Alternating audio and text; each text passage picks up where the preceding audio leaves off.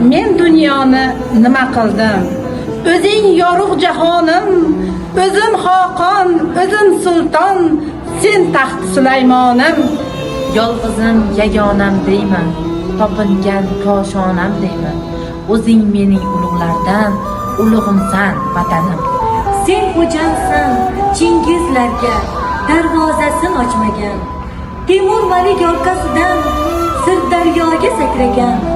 Muqaddassan qora chig'im olovlarga sachragan.